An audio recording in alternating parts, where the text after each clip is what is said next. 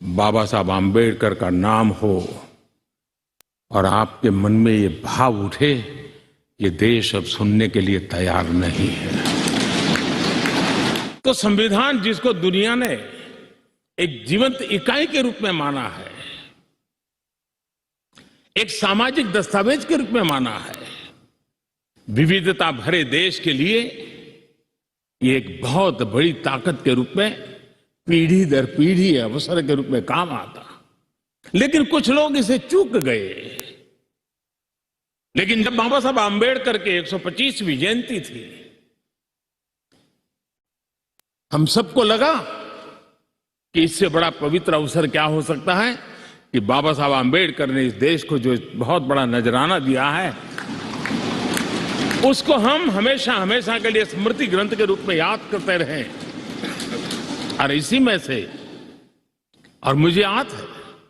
जब सदन में इस विषय पर मैं बोल रहा था 2015 में, बाबा साहब आम्बेडकर की 150वीं जयंती के निमित्त इस काम की घोषणा करते समय, तब भी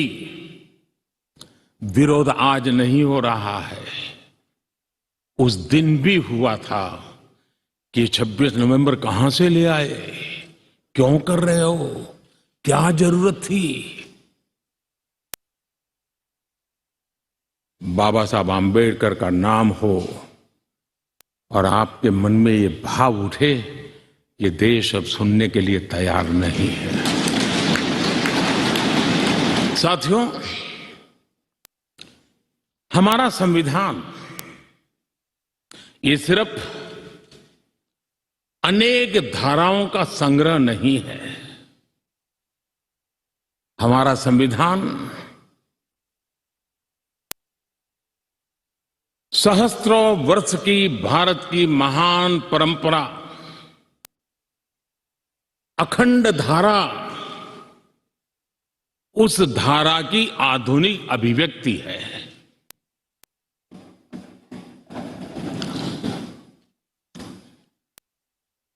और इसलिए हमारे लिए लेटर एंड स्पिरिट में संविधान के प्रति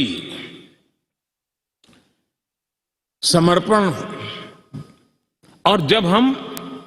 इस संवैधानिक व्यवस्था से जनप्रतिनिधि के रूप में ग्राम पंचायत से लेकर के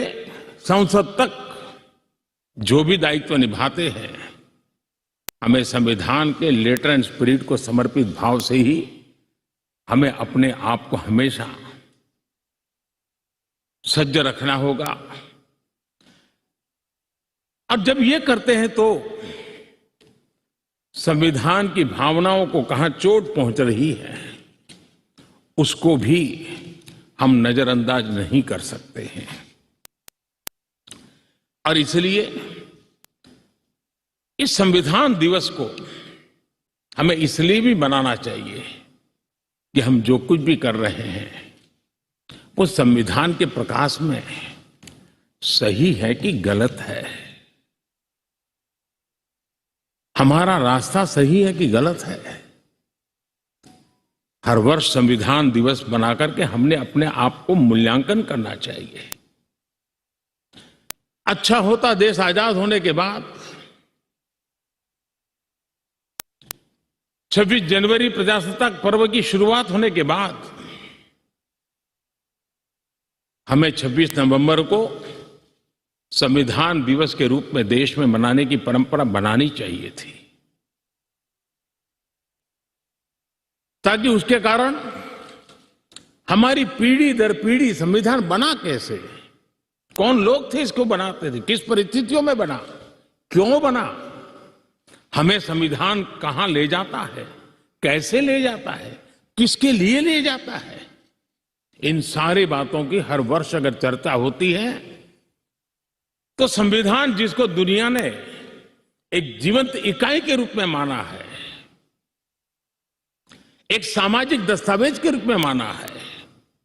विविधता भरे देश के लिए ये एक बहुत बड़ी ताकत के रूप में पीढ़ी दर पीढ़ी अवसर के रूप में काम आता।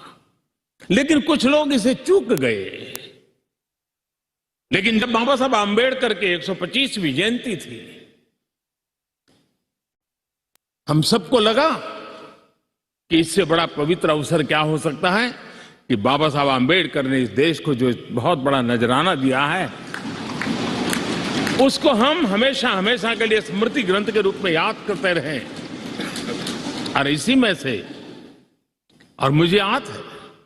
जब सदन में इस विषय पर मैं बोल रहा था 2015 में, बाबा साहब आम्बेडकर की 150वीं जयंती के निमित्त इस काम की घोषणा करते समय, तब भी विरोध आज नहीं हो रहा है, उस दिन भी हुआ था कि 26 नवंबर कहां से ले आए, क्यों कर रहे हो, क्या जरूरत थी। बाबा साहब आम्बेडकर का नाम हो और आपके मन में ये भाव उठे, ये देश अब सुनने के लिए तैयार नहीं है।